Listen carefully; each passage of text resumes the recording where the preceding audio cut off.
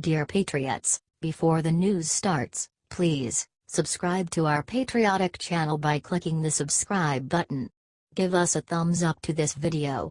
Don't forget to leave your opinion below in the comments section. Share the news on Facebook and Twitter so you friends see it. Thank you. Senator Jeff Flake is asked if he would rather have Hillary as president. His answer speaks volumes. Senator Jeff Flake made a big scene in Congress when he went on an anti-Trump rant.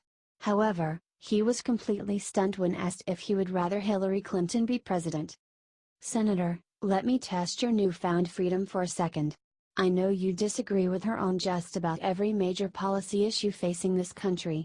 But in terms of protecting our democracy, protecting respect for the office of the presidency and protecting our image abroad, is it possible in your mind to consider that it would have been better if Hillary Clinton had won this election? Asked NBC's Matt Lauer.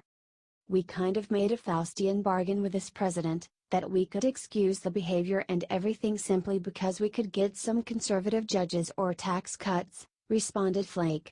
Would it have been better if she won the election? Asked Lauer again. Well, I can tell you, no president, Democrat or Republican in recent memory has exhibited the kind of behavior that this president has. And so I am a Republican, I'm a conservative. I would love to have a Republican president, but not at any cost. I didn't vote for this president last November. I didn't vote for President Clinton either. Secretary Clinton either, said Flake. Second thoughts on that? Asked Lauer. I can tell you, I'm not happy with the direction we are going, said Flake. Wow.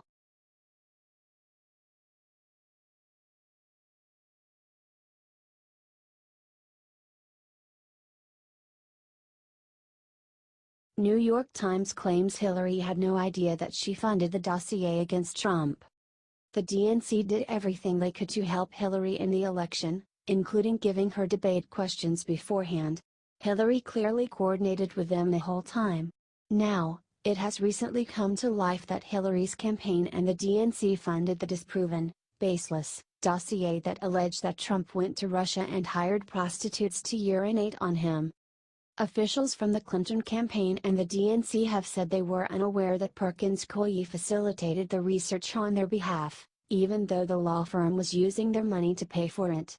Even Mrs. Clinton only found about Mr. Steele's research after BuzzFeed published the dossier, according to two associates who discussed the matter with her, wrote the New York Times.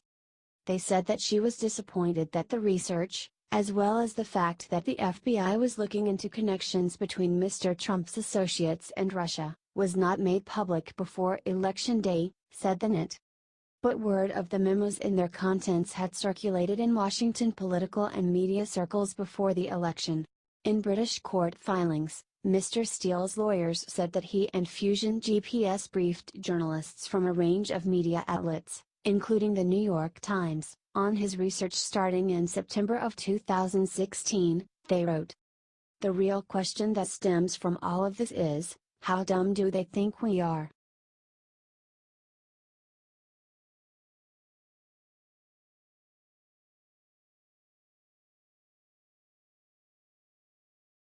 Morning Joe Bullies Melania for creating anti-bullying campaign law slaps vi Melania Trump and to midless whole to attack children the importance of inclusion and making everyone feel like they have a friend.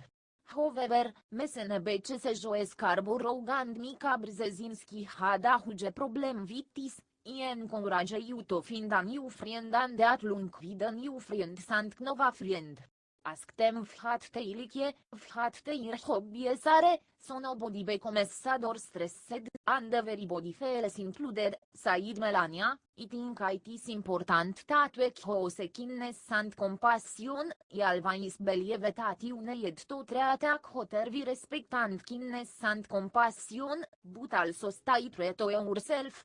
Just listen to your heart, but be yourself, said Melania. So what is Joe and Mika's big problem with this?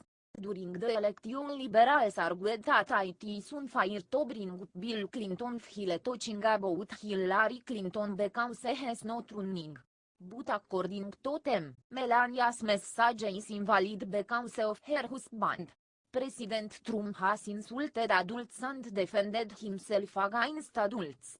But US liberals can't tell the difference between bullying a kid and insulting an adult. If you are going to pick anything, that's an interesting thing for Melania to pick considering, well, man, all the insults. Trump's constantly cyberbullying, that's fascinating. You have remembered about it when he said was fat, and little Bob Corker, little Marco. My best household start with patient X, or patient 0. If he sleeps actually with the worst bully in America, said Scarborough.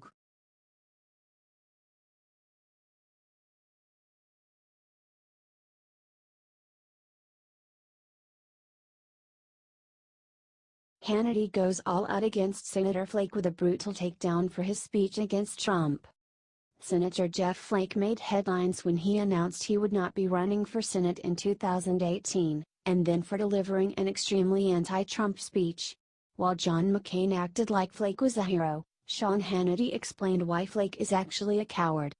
Here's a simple truth: all three of these guys, Corker, Flake and Senator John McCain, are us. They're inept, they're ineffective, they have completely failed to deliver on the promises they made to their constituents and you the American people for years, said Hannity.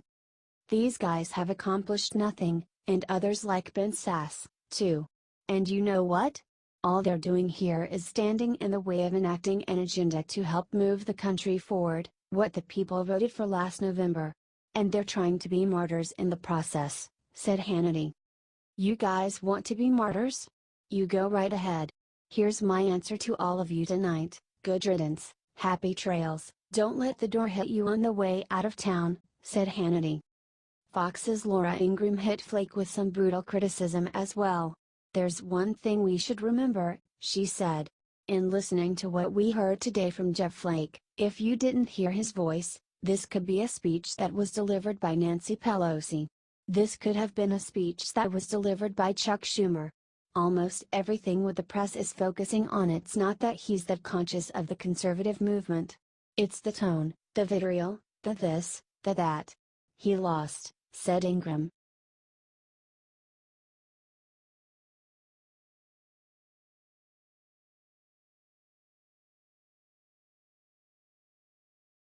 White people are amazing. CNN panel has shocking conversation about all white people. Don Lemon and Mark Lamont Hill devoted an entire segment to making fun of white people who feel that they have been discriminated against. They referenced an NPR poll that concluded that 92% of black people and 55% of white people feel that there is discrimination against their race. A new poll shows that the majority of white Americans believe there's discrimination against their race, said Lemon started to crack up. Hill also made some angry facial expressions. Mark, don't start already. Let me tell about the poll first, started Lemon. White people are amazing. White people are amazing, said Hill angrily, and thus demonstrating that there is clearly some discrimination against white people. We can't get nothing? We can't even get discrimination to ourselves? Said Hill. Look, the problem is oftentimes when you are in a position of privilege and power, when that privilege and power is taken away, even a little bit, what is actually equality feels like oppression to you, it feels like discrimination to you, responded Lemon. White people are not oppressed for being white. White people are not systematically or systemically disenfranchised for being white, said Hill angrily. Why do they feel like they know what everyone is going through? That's the definition of bigoted.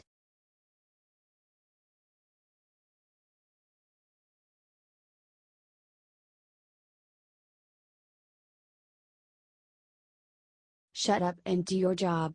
Ted Cruz slams Republicans who spend all their time insulting Trump. In a surprising interview, Ted Cruz attacked Republicans who are spending all of their time attacking President Trump. Senator Jeff Flake announced he would not be running for Senate again before launching a nasty speech against Trump. McCain praised him for this speech. Well, I think it's unfortunate, the nastiness that pervades Washington right now, and the political battles of personality that consume seemingly every minute of the media attention and an awful lot of the time and energy here in this town. My view is simple. I don't care about the political circus, about who's throwing rocks at whom, said Cruz. We've got a job to do. We have a job to do because we've got a unique opportunity. This doesn't happen very often, Mark, as you know well. A Republican president, Republican heads of every agency, Republican majorities in both the House and Senate. We need to deliver, said Cruz. I think everybody should stop bickering and engaging in just personal attacks.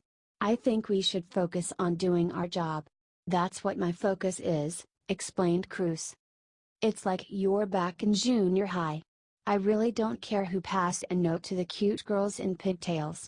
We've got a job to do, damn it. And so all of this nonsense, I've got nothing to say on it.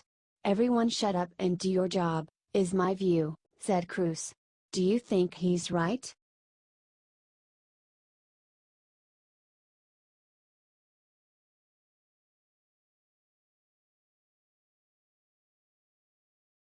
Trump stuns crowd with emotional story about his brother's death. If you only watched CNN and the mainstream media, they would have you believe that President Trump was an emotionless, empty-headed, evil guy. But there is much more to him than they want you to know. At a recent press conference, President Trump addressed the opioid epidemic where he also talked about the tragic death of his older brother, who died of alcohol poisoning. I had a brother Fred, great guy, best looking guy, best personality, much better than mine, but he had a problem. He had a problem with alcohol.